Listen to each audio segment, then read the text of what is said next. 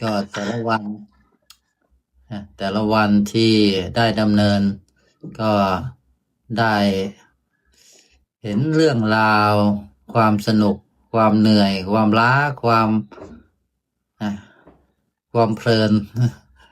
เห็นทุกอาการของจิตเห็นทุกอาการที่จิตตสังขารปรุงแต่ง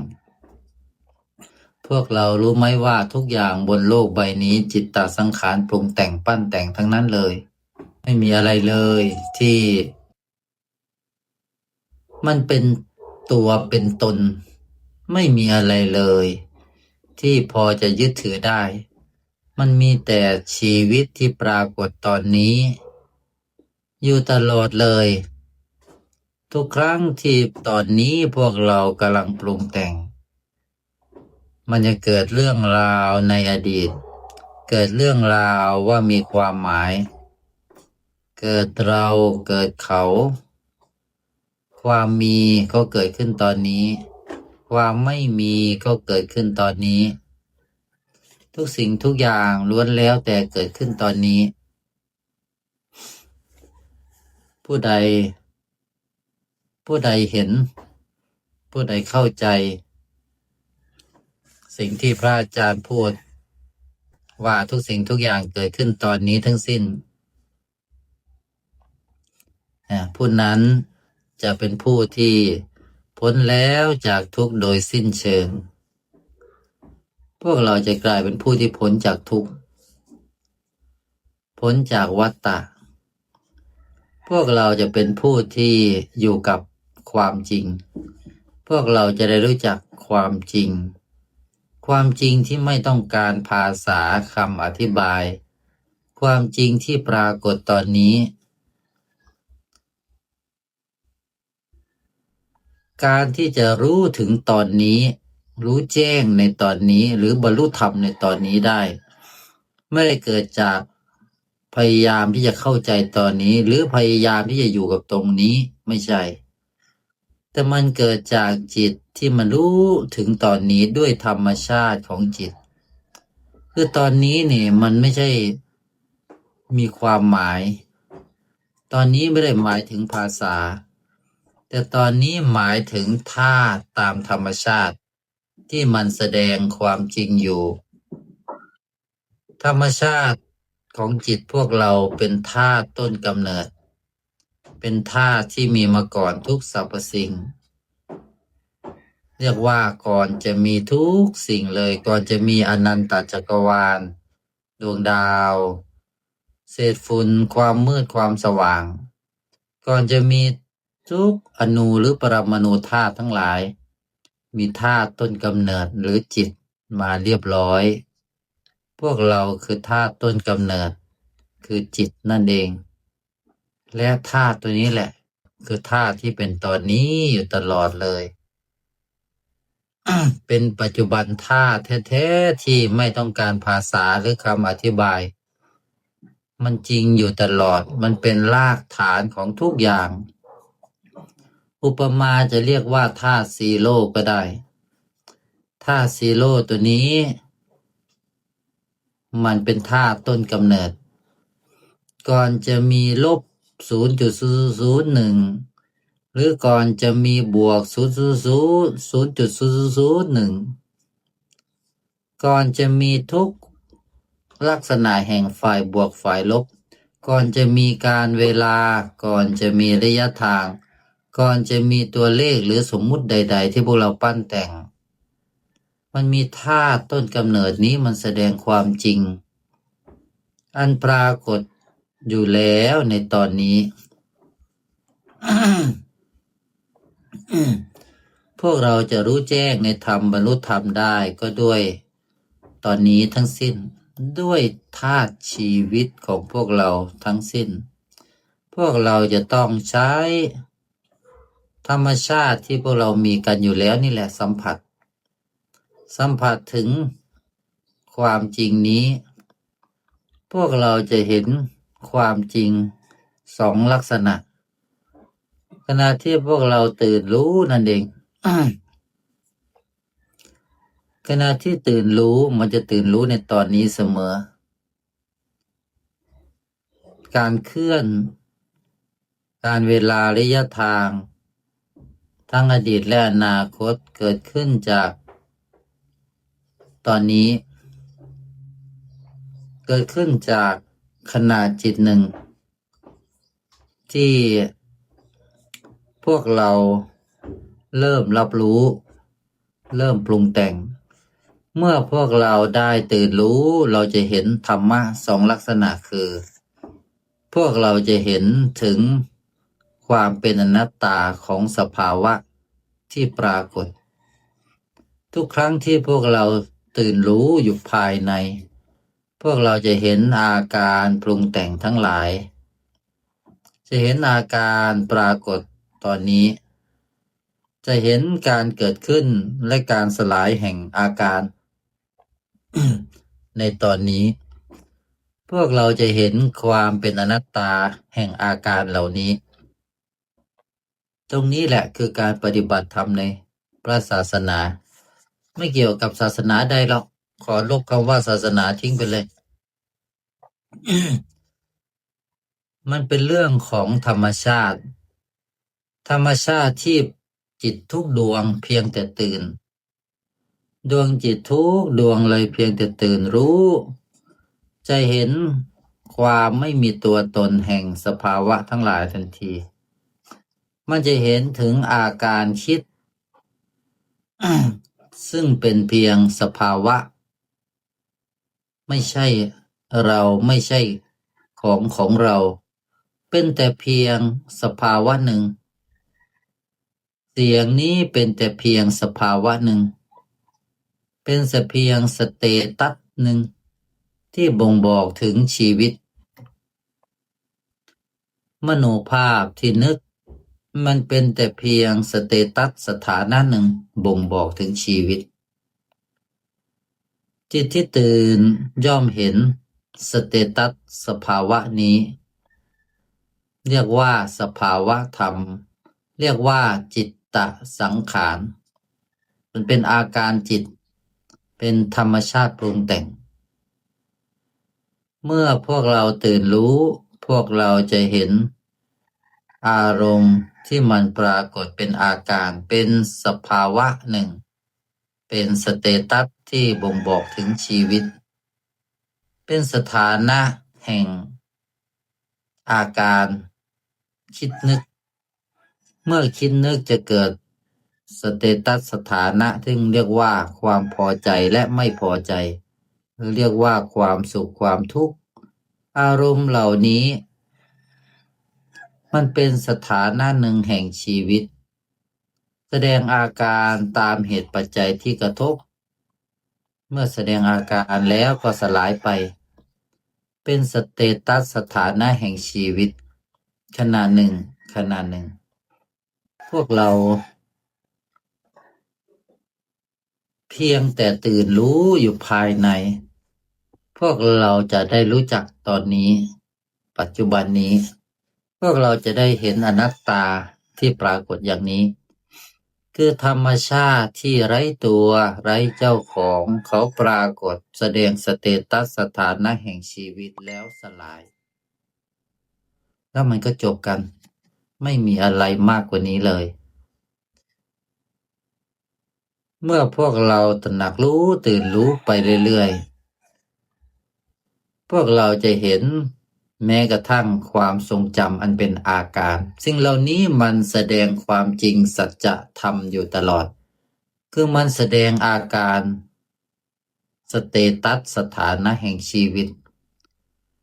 มันแสดงอาการแมปขึ้นมาขนาดหนึ่งแล้วสลาย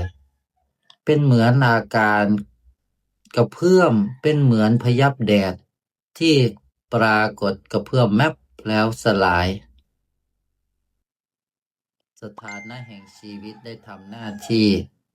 ให้พวกเราได้รู้ว่าเราคือชีวิตนะ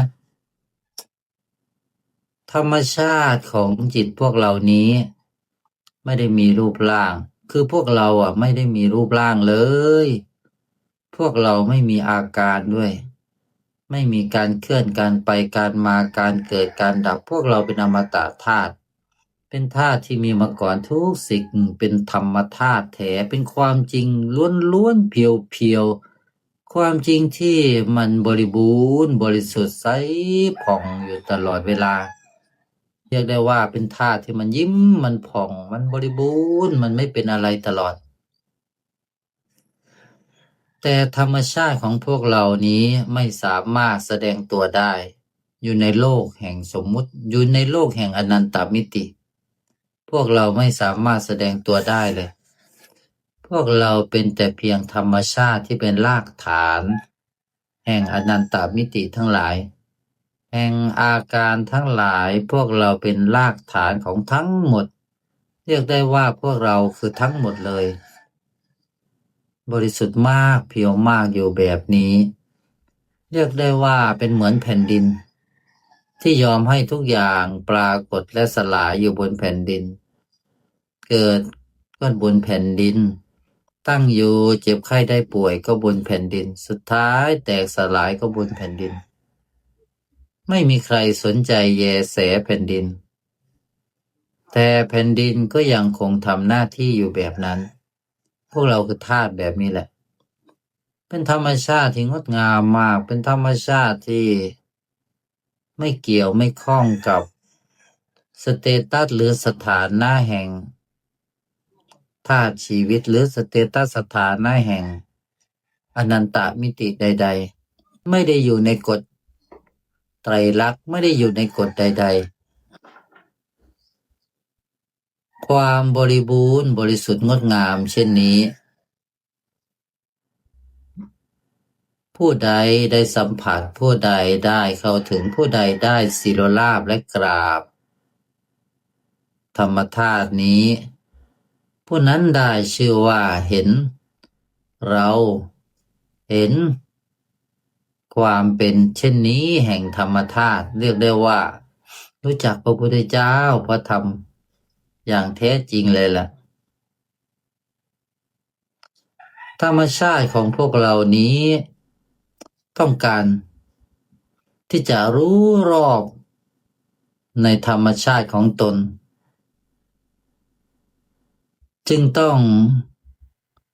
ได้สร้างอาการอันเป็นสถานะสเตตัสแห่งชีวิตนี้ขึ้นมาเรียกได้ว่าเป็นธรรมชาติธรรมดาของธาตุชีวิตธาตุชีวิตเรามันเป็นแบบนี้ธรรมชาติแห่งธาตุชีวิตเราเป็นแบบนี้เป็นธรรมชาติธรรมดาแห่งธาตุชีวิตเช่นนี้แหละพวกเราจงรู้ไว้จงตื่นรู้แค่นั้นหน้าที่มีแค่นี้พวกเรามีหน้าที่แค่เพียงตระหนักรู้ตื่นรู้อยู่ภายในขณะใดก็ได้เพียงแค่ตระหนักรู้ตื่นรู้อยู่ภายในขณะที่เราตระหนักรู้ตื่นรู้พวกเราจะเห็นถึงการมีชีวิตพวกเราจะเห็นถึงสเตตัสสถานะแห่งชีวิตพวกเราจะเห็นถึงอนันตมิติลักษณะอาการที่ทำหน้าที่อันเป็นสถานะสเตตัสแห่งชีวิตทุกขณะเลยมันมีตอนนี้อยู่ตลอดทุกขณะเลยมันมีสถานะแห่งชีวิตปรากฏตลอดเพื่อให้พวกเราได้รู้จักตัวเราเองเพื่อให้พวกเราได้รู้ว่าเรามีชีวิตนะเป็นชีวิตที่ไม่มีสิ่งใดๆปรุงแต่งปั้นแต่งได้เลยเราอยู่ตรงนี้นะเราคือทั้งหมดนะเราคือธาตุต้นกำเนิดนะเราคือธาตุชีวิตที่ไม่มีรูปร่างว่างไสบริสุทธิ์เพียวมากๆนะเราคือสัจธรรมความจริงนะทุกครั้งทุกขณะธรรมนี้แสดงอยู่ตลอด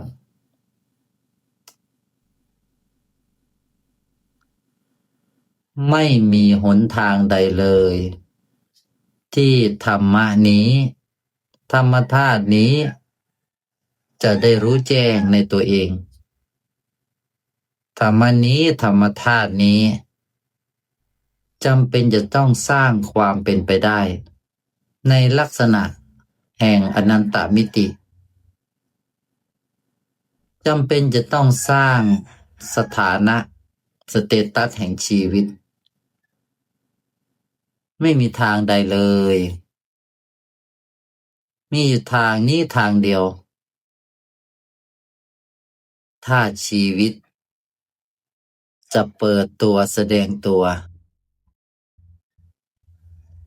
องค์ความรู้ที่พวกเราแสวงหากันจากภายนอกองค์ความรู้ประเภทนั้นมีไว้ใช้ในอนันตมิติแค่นั้นแต่องค์ความรู้ที่ถ้าชีวิตของพวกเราแสวงหาคือองค์ความรู้ที่ถ้าชีวิตต้องการแสดงตัวอุปมาเหมือนกับว่าเราไม่มีรูปร่างเราจะต้องทำให้ทุกคนได้เห็นรูปร่างทุกสรรพสัตว์ทุกสิ่งได้เห็นรูปร่างพวกเราจะทำยังไงให้อนันตมิติได้รู้ว่าเราอยู่ตรงนี้เหมือนกับพวกเราเป็นธรรมชาติลึกลับเราจะทำยังไงให้อนันตมิติทั้งหลายได้เห็นว่าเราอยู่ตรงนี้พวกเราอยู่ตรงนี้ตลอดเลยแต่พวกเราจะรู้ไหมว่าพวกเราอยู่ตรงนี้พวกเราคือสัจธรรมความจริงอยู่ตลอดเลยจริงอยู่ตลอดสัจจานี้เปลี่ยนไม่ได้พระพุทธเจ้าทั้งหลายก็มารู้แจ้งในสัจจะความจริงนี้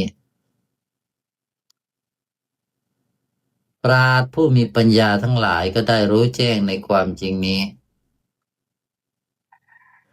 เราไม่มีทางใดเลยที่เราจะทำให้อนันตมิติได้รู้จักถ้าเราไม่สร้างความเป็นไปได้คือสร้างทุกสรรพสิ่งขึ้นมาเป้าหมายไม่ได้สร้างขึ้นมาเพื่ออะไรแต่สร้างขึ้นมาเพื่อให้รู้ว่าเราอยู่ตรงนี้สร้างขึ้นมาเพื่อให้พวกเราทั้งหลายได้รู้ว่าเราคือสัจจะความจริงนะเราอยู่ตรงนี้อย่าไปแสวงหาหรือหลงไหลหรืออาศัยสเตตัสสถานะแห่งชีวิตอย่าไปหลงไหลไปกับความเป็นไปได้ใดๆทั้งหมดเป็นแต่เพียงปรากฏการณ์เพื่อบ่งบอกว่าเราอยู่ตรงนี้เราคือความจริงเราจริงอยู่อย่างนี้พวกเราพอจะเข้าใจไหมว่าพวกเราไม่ได้ต้องการสิ่งใดแต่พวกเราเพียงแค่ต้องการเปิดเผยว่าสัจจะความจริงนี้มันจริงอยู่อย่างนี้ตอนนี้เสมอนะเราคือสัจจะนะเราคือความจริงเราจริงอยู่แบบนี้นะ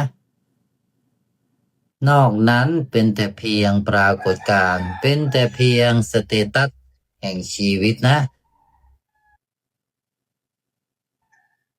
พวกเราอย่าไปหลงว่าเราเป็นอะไรนะเราเป็นเพียงสัจจะความจริงนะธรรมชาติของเราผ่องใสนะผ่องหมายถึงความที่เพียวมากสดสดใหม่ๆผ่องและใสใสคือความที่ไม่เจือไปด้วยอะไรเลยเป็นธาตุที่บริสุทธิ์เพียวเพียวเป็นสัจจะเป็นความจริงเป็นรากเหง้าเป็นต้นกำเนิดแห่งสเตตัสทั้งหลายแห่งอนันตมิติทั้งหลาย พวกเราเพียงแค่ต้องการที่จะเปิดเผยพวกเราต้องการที่จะเปิดเผยให้ทุกอนันตมิติได้รู้ว่าเราคือทั้งหมดนะเหมือนกับแผ่นดินเลยแผ่นดินต้องการแสดงให้ทุกอย่างได้เห็นว่าทุกอย่างเกิดจากแผ่นดินนะแผ่นดินคือรากฐานของทุกอย่างนะอย่าหลงว่าตัวเองเป็นสิ่งใดเลยเพราะทุกสิ่งนั้นเป็นเพียงปรากฏการณ์ที่ปรากฏบนแผ่นดินก็แค่นั้นทุกอย่างเป็นเพียงสิ่งที่ปรากฏขึ้นมาจากแผ่นดินเพื่อบ่งบอกว่าเราคือแผ่นดินนะเราคือต้นธาตุนะคือธรรมธาตุนะคือสัจจะธาตุนะเป็นความจริงนะเราคือความจริงเราคือปัจจุบันธาตุแท้นะไม่ต้องการปั้นแต่งนะแต่การปั้นแต่งนั่นแหละเป็นเพียงสเตตัสสถานะแห่งเรานะพวกเราต้องการแค่นี้รู้ไหมพวกเราคือความจริงอะพวกเราเพียงแค่ต้องการแสดงให้เห็นว่าทุกอย่างมันปรากฏจากสัจจะความจริงแห่งเรานะพวกเราอย่าปั้นแต่งอย่าสร้างสเตตัสสถานะขึ้นมามากมายเพราะทุกสเตตัสทุกสถานะเกิดมาจากสัจจะความจริงแห่งเรานะพวกเราพอจะเข้าใจได้ไหมว่าเนื้อธาตุชีวิตของพวกเราเป็นแบบนี้เป็นคุณลักษณะแห่งความจริงเช่นนี้ต้องการแสดงตัวแต่ไม่มีอะไรให้แสดงได้แต่มันจริงอยู่ตลอดนะเราคือความจริงนะเราคือสัจธรรมนะเราคือต้นกำเนิดของทุกอย่างนะเราคือธาตุซีโร่อะไรก็ตามไม่ว่าจะแกว่งออกจากรากฐานแห่งธาตุซีโร่จะเป็นบวกหนึ่งเป็นต้นไปหรือลบหนึ่งหรือลบ0.001หรือบวก0.001แต่ทั้งหมดนั้นจะมากมายแค่ไหนปั้นแต่งไปมากมายสูงต่ำซ้ายขวาไม่ว่าจะเป็นทิศใดมิติใดทิศทางใดก็ล้วนแล้วเกิดจากสัจจะความจริงทั้งสิ้นนะเราคือสัจจะความจริงนะเราคือต้นกำเนิดนะเราคือต้นกำเนิดเราคือต้นธาตุนะพวกเราทั้งหลายเข้าใจไหมว่าพวกเราทั้งหลายนั่นแหละคือต้นธาตุต้นธรรมต้นกำเนิดพวกเราทั้งหลายพวกเรามาอาศัยสเตตัสแห่งชีวิตสถานะแห่งชีวิตที่ปรากฏโดยมีธรรมชาติแห่งชีวิตเป็นรากฐานพวกเรารู้ไหมว่าพวกเราคือรากฐานเป็นต้นกำเนิดแห่งทุกสภาวะอาการพวกเราคือความจริงเช่นนี้นะความรู้นี้ไว้สอนปราชญ์ผู้มีปัญญาเท่านั้นยังให้ได้นะความบริสุทธิ์งดงามแห่งธรรมนี้จะเต็มหัวใจของปราชญ์ทั้งหลายผู้ใดใช้สมองใช้ความคิดจะไม่เข้าใจเลย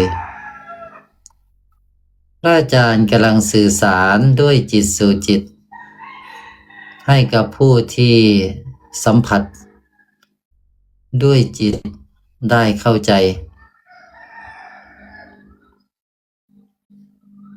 อย่าแสวงหาธรรมะใดๆภายนอก เพราะทุกธรรมะทั้งหลายที่ปรากฏและสลายนั้นเป็นแต่เพียงสเตตัสสถานะแห่งเราทั้งสิ้นเราทั้งหลายคือธาตุชีวิตคือสัจจะความจริงพวกเราเพียงแค่ต้องการที่จะแสดงความจริงก็แค่นั้นความจริงที่มันจริงอยู่ตลอดใครก็เปลี่ยนไม่ได้ความจริงที่มันผ่องที่มันใส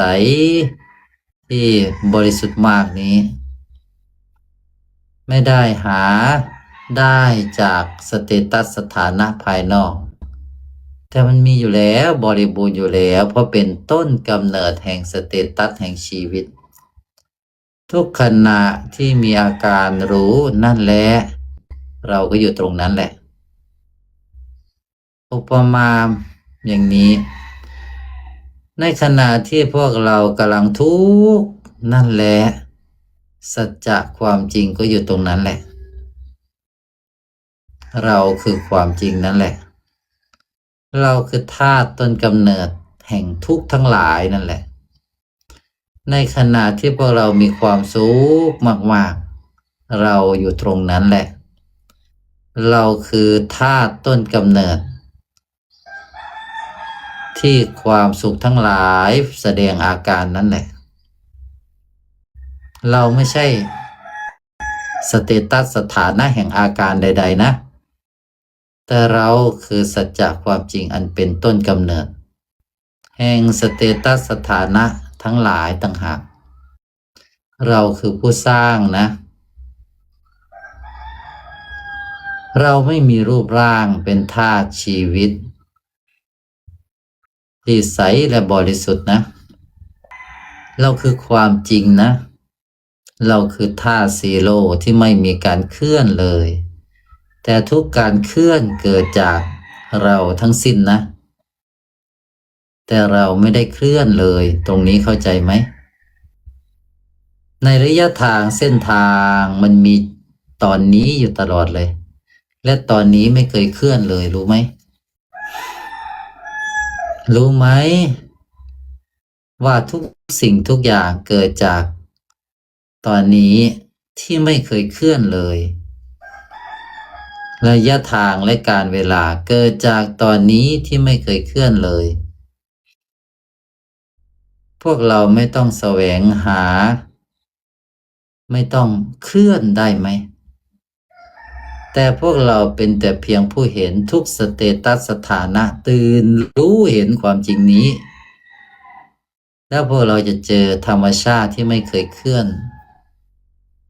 ธรรมชาติที่เป็นต้นกำเนิดของทุกสภาวะอาการนั่นแหละเราผู้ใดเห็นธรรมนี้ผู้นั้นจะเห็นเราอันเป็นธาตุชีวิตต้นกำเนิดต้นธาตุเมื่อได้รับรู้ถึงเสียงมันให้ค่าให้ความหมายประมวลผลทั้งหมดนี้มันล้วนแล้วเกิดขึ้นมาจากธาตุชีวิตพวกเราเข้าใจไหมว่าพวกเราคือธาตุชีวิต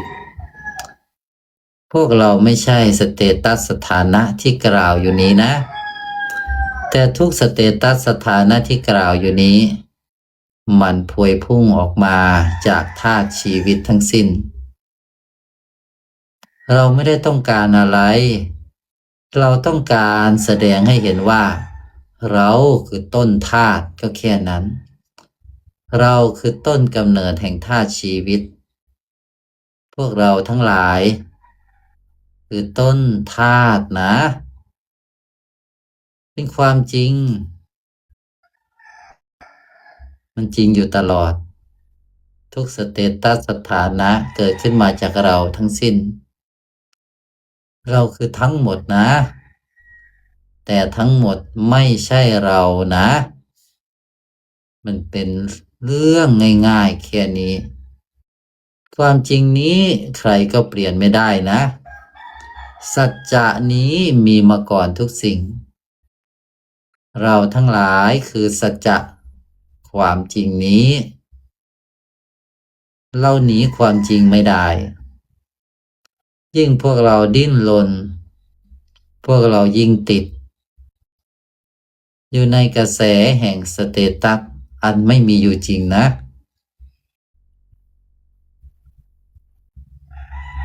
ทุกความสงบแค่ไหนก็ตามนั่นเป็นแต่เพียงสเตตัสสถานะแห่งเราก็แค่นั้นเราจะมีความวุ่นวายแค่ไหนก็ตามนั่นก็เป็นเพียงสเตตัสสถานะแห่งเราก็แค่นั้น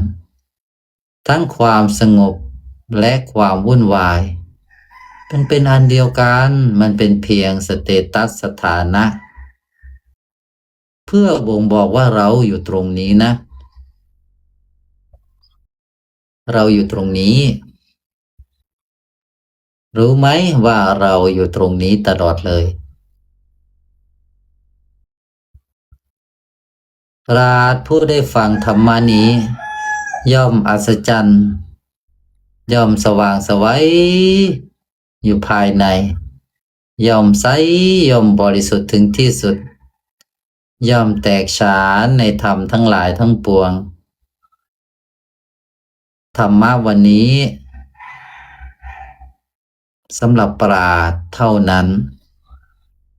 นี่คือการถ่ายทอดจากจิตสู่จิตจงซึมซับองค์ความรู้นี้ด้วยจิตเพราะเราคือจิตคือธาตุชีวิตทุกอย่างที่ปรากฏอยู่ตอนนี้มันเป็นเพียงสเตตัสสถานะแห่งชีวิตจงตื่นรู้เถิดธาตุชีวิตจะได้ปรากฏแสดงความจริงให้โลกได้ประจักษ์พวกเรามาเพื่อแสดงความจริงให้โลกได้ประจักษ์เราคือสัจธรรมนี้พวกเราทั้งหลายจงแสดงสัจธรรมนี้อย่าแสดงสเตตัสสถานะแห่งชีวิตเลยจงแสดงสัจธรรมนี้เราคือธาตุต้นกำเนิดเป็นรากฐานแห่งทั้งหมดเราคือธรรมเราคือสัจธรรมพวกเราทั้งหลายคือธรรมคือสัจธรรมแสดงสัจธรรมได้แล้วนอกนั้นเป็นแต่เพียงสเตตัสสถานะแห่งเราทั้งสิ้น